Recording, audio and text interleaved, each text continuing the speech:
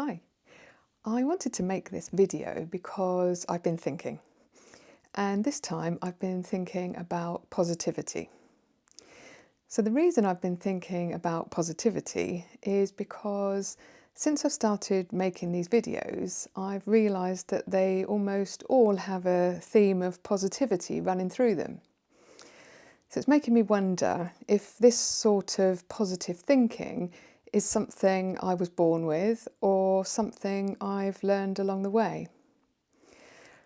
I do like thinking deeply about things to try and understand things better, but I can see that I'm also trying to get to positive outcomes for me and for other people. But what is it that's driving me to look for those positive outcomes? So I'm interested to find out a bit more and to share what I learn in the hope that we can all find ways to be more positive in our outlook on life, if we want to be. So let's take a look. So firstly, what do we mean by positivity? Well, it seems to be connected to having an optimistic and hopeful attitude and the tendency to put more focus on the good aspects of situations and to hold a belief that things will turn out well. It means approaching life's challenges with resilience and seeing opportunities rather than obstacles. A positive person will generally be cheerful and constructive, and that can lead to good emotional well-being and having effective coping strategies when problems do come along. Positive people are more likely to be satisfied with their life. So there you have it. It does sound quite appealing, doesn't it?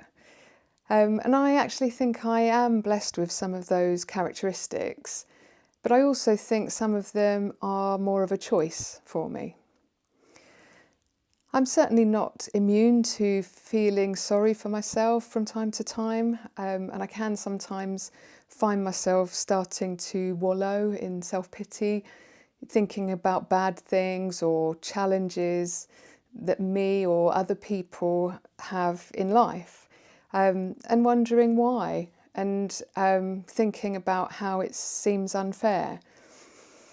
However, that doesn't tend to last long before I get cross with myself and say, no, you need to stop doing that. It isn't going to help anyone. And then my answer to myself will be, okay, well, what is going to help then? And that tends to be the trigger for my brain to start working on solving a problem or looking for a more optimistic thought to focus on rather than wallowing in it. So I don't really know if I do that on purpose. I just know that I do, and I think it's effective because it helps me to stay cheerful despite the challenges that life can bring. I don't try to pretend that there aren't any challenges. I just try to find a different way of looking at them because I don't like being sad. So maybe that's the first tip. Try to notice when you're feeling sorry for yourself and give yourself a gentle telling off and try to point your attention towards looking for a solution or just a more positive viewpoint on the situation. I can think of a good example from my own life, and if you've seen my video about trauma, you'll know that my husband had an unexplained cardiac arrest, and we have to live with the fear and uncertainty of that life-threatening situation. We still don't know what caused it, or the ones he's had since, or whether it will strike again at any moment. Maybe he'll have another one later today. We just don't know. And I think I could probably be forgiven for thinking of that as a horrible situation. However, if I do choose to view it as a horrible situation, what will that achieve? I mean, nothing that I can see other than making me feel sorry for myself. The way I see it is that there are two ways to look at that situation. The first being, poor us, we didn't deserve this, and now we have to live with it for the rest of our lives, however long that may be. And the second being, this is a challenging situation, but such a good reminder that life is precious and it's important to enjoy it every day. So don't put off doing the things that are important. So I know I've fluctuated between those two points of view, but that means I know what impact they've both had on me. So whichever point of view I take, it doesn't change the situation in any way, but the first one makes me feel sad and the second one makes me feel happy. So when I look at it like that, it's obvious which one I need to choose.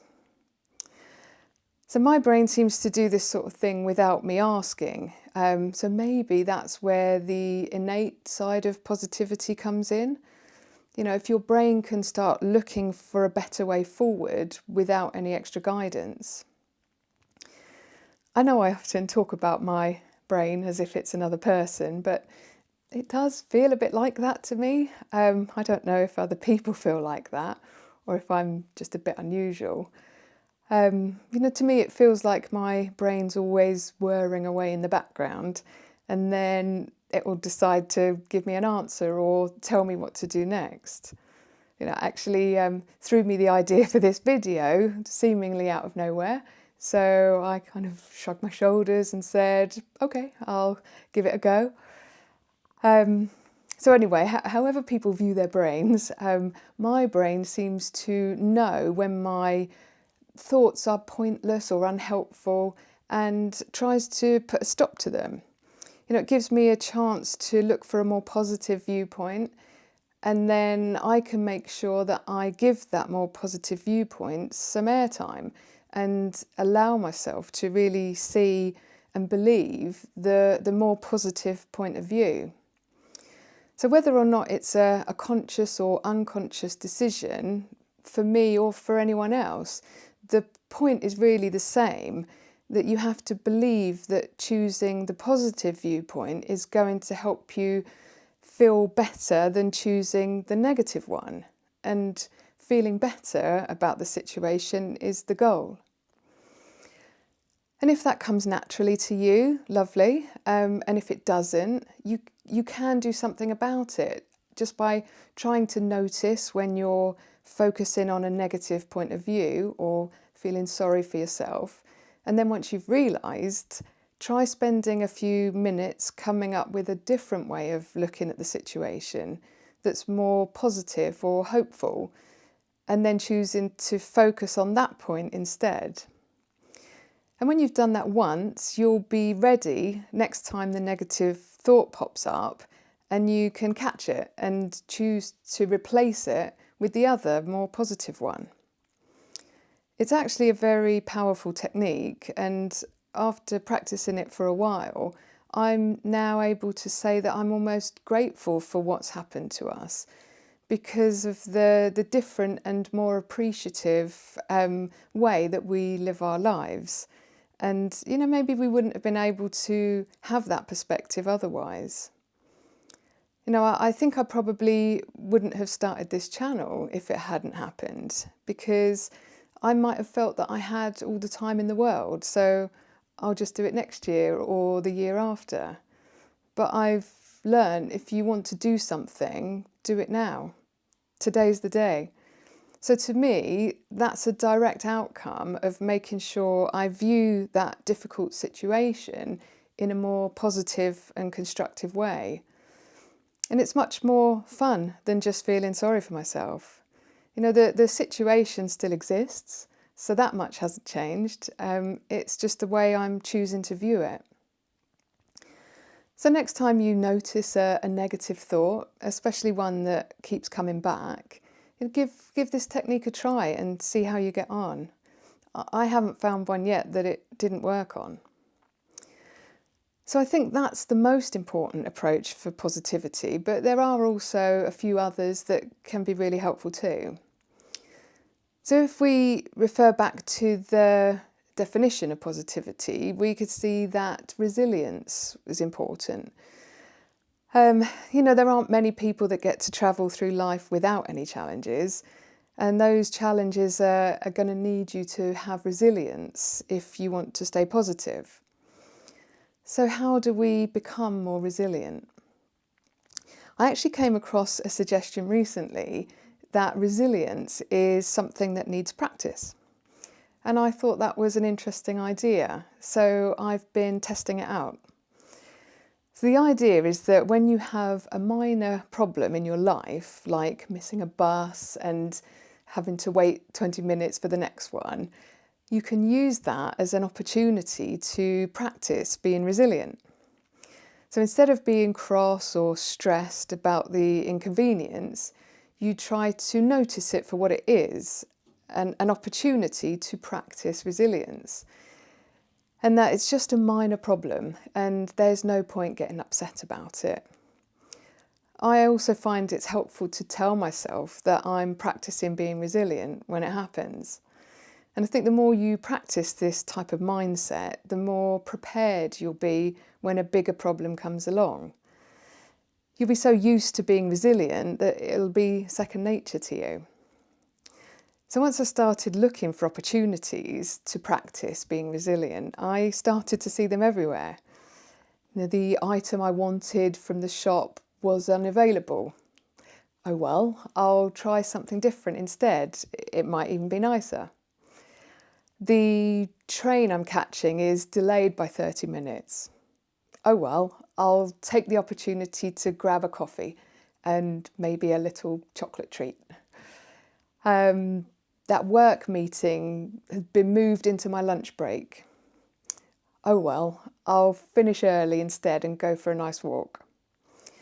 So if you learn to make a habit of being resilient about those minor inconveniences, you'll be well prepared should something bigger come along. Plus, it actually feels really nice to not get cross about all the little things that go wrong in life. And if you're anything like me, you might even start looking forward to little things going wrong because you want more chances to test it out.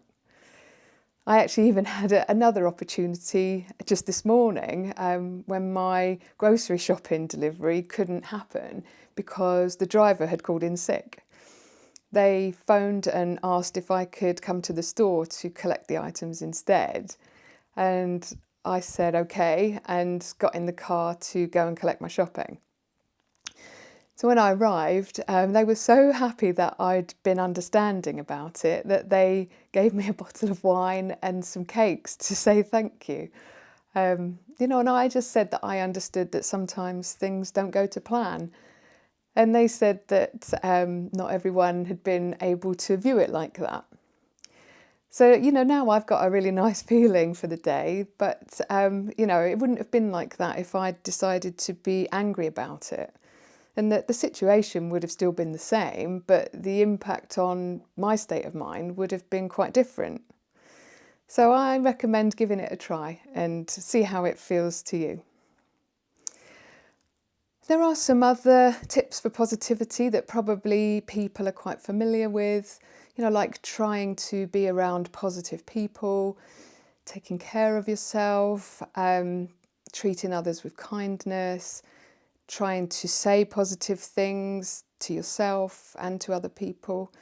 And I think, all of those are useful tips, but I think really for me, the two most impactful have been to reframe negative thoughts to positive ones and to keep practicing it every time you notice a negative thought coming along.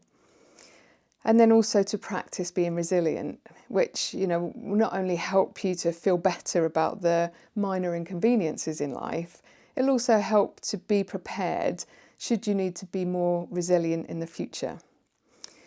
And those things will help you to stay more positive, no matter what life chooses to throw at you.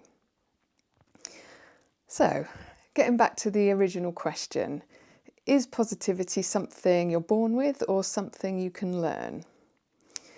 So I think the answer is that it's a bit of both. If you have a natural tendency towards positivity, maybe it'll be easier to achieve and take a bit less work. But if you don't, it's definitely something that can be learned with the right techniques and a bit of practice. So I hope you've taken something useful from this video, but I think that's all for this time. Thanks for watching, and I hope to see you next time. Bye.